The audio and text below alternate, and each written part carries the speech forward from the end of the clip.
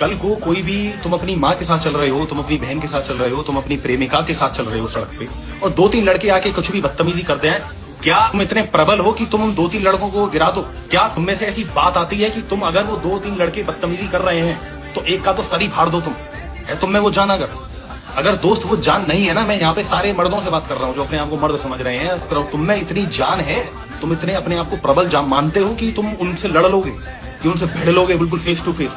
तुम में इतना जिगरा है? अगर दोस्त नहीं जिगरा है ना, और अगर नहीं कॉन्फिडेंस आता है कि भाई मेरे से दो तीन लड़के अगर आ भी जाएं तो मैं पिट जाऊंगा या ये जो कर लूंगा, तो मेरे दोस्त जिम और ग्राउंड पे कूदना शुरू कर दे, अपनी बिल्ड, अपनी फिजिक पे ध्यान दे। इतना सारा तुम्हें जान होनी चाहिए कि कोई भी अगर आदमी आए तो तुमसे थरथरा जाए वो देख के कि नहीं भाई इस बंदे से नहीं भिड़ना, क्योंकि सराउंडिंग में नहीं आना, बिल्कुल भी उस प्रॉक्सिमिटी एरिया में नहीं आएंगे इसकी हम। एक बंदा, एक मर्द एक फिजिक लेके एक प्रॉक्सिमिटी एरिया बना के चलता है जिसके उस एरिया में कोई नहीं आता, उसकी प्रेमिका, उसकी माँ, उसकी बहन के अलावा।